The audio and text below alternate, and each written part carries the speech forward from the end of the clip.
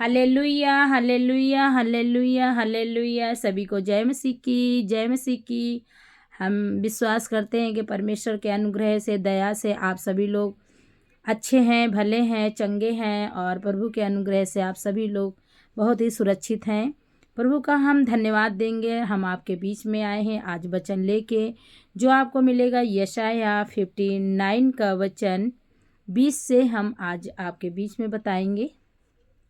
याकूब में जो अपराध से मन फिराते हैं, उनके लिए सियोन में एक छुड़ाने वाला आएगा।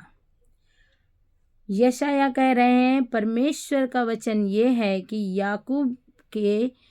याकूब में जो अपराध से मन फिराएंगे, जो अपराधों से मन को फिराएंगे और अपने मन को फिराने का मतलब अपने मन को बदलेंगे, अपने जीवन को बदलेंगे, अपने चाल चलन को बदलेंगे, तो वो परमेश्वर उन्हें सियोन में एक छुड़ाने वाला आएगा। इसका मतलब है परमेश्वर हमारा यीशु मसीह छुड़ाने के लिए हमें आएगा। यहोवा की यह बाणी है, यहोवा की यह बाणी है मतलब यहोवा का ये शब्द है। यहोवा का ये शब्द है मतलब ये टलेगा नहीं। यहोवा ने जो कह दिया वो होके ही रहेगा, वो कभी भी हटने का नहीं, ना टलने का। यहोवा ये कहता है, जो वाचा मैंने अपने उनसे बांधी है वह ये है।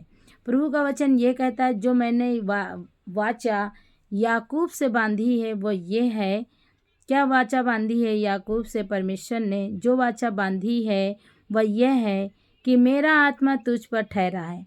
प्रभु का आत्मा मतलब परमेश्वर का आत्मा, प्रभु का आत्मा मनुष्य पर ठहरा है, मनुष्य पर ही ठहरा, क्योंकि प्रभु ने अपनी आत्मा को दिया, अपनी सांस प्रभु ने फूंकी, वही प्रभु का आत्मा है। उसने अपनी सांस फूंकी।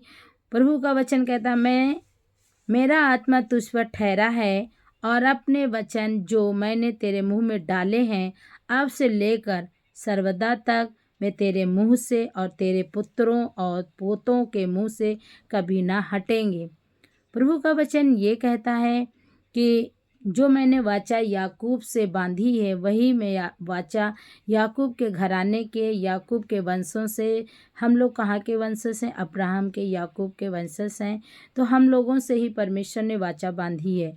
तो परमेश्वर का वचन कहता है कि मेरा आत्मा तेरे अंदर है, क्योंकि प्रभु ने जब इंसान को बनाया तो उसने मिट्टी ली और मिट्टी को रौंदा, फिर उसे गूथा, फिर उसे बनाया, फिर उसको एक पूरा शरीर का ढांचा बना दिया, आँख नाक कान कान बनाए। फिर इसके बाद में परमेश्वर ने अपनी सांस फूंकी और अपनी सांस फूंक के द्वारा वो आदमी जीवित हो गया। आदम पहला आदम है जो परमेश्वर ने अपने हाथों से बनाया था। वो सांस फूंकी, वही आत्मा परमेश्वर का हमारे और आपके अंदर है। तो प्रभु का वचन कहता है, जो जितनी वचन में परमेश्वर के जो वचन हैं, वो मैं तेरे पुत्रों को, तेरे पोतों को, तेरी पुत्रियों को, तेरे परपोतों को मैं सबको दूंगा, जो मैंने तेरे वचन दिए हैं। जो परमेश्वर का वचन ये दिया है कि मैं तुझे कभी न छोड़ूंगा, न कभी त्यागूंगा, और कभी भी मैं तुझे कभी नहीं छोड़ूंगा। एक बार तुम्हें माँ भूल सकती है, जो दूध पिलाने वाली, पैदा करने वाली, पर परमेश्वर तुझे कभी ना छोड़ेगा, ना कभी त्यागेगा। इसलिए परमेश्वर के वचनों पे रहें और प्रभु के वचनों पे चलें। परमेश्वर का वचन जो भी इस बाइबल में लिखा है, प्रभु का वचन कहता है, मैंने तेरे मुंह में डाले हैं। जब परमेश्वर हमारे और आपके मुंह में वचनों को डालता है तो वचन हमारे मुंह से निकलते हैं। इसका मतलब जब हम किसी के लिए प्रार्थना करते हैं वचनों के द्वारा, जैसे प्रभु ने जब वो शैतान उनसे परीक्षा ले रहे थे तो प्रभु ने वचन के द्वारा ही शैतान को हराया था।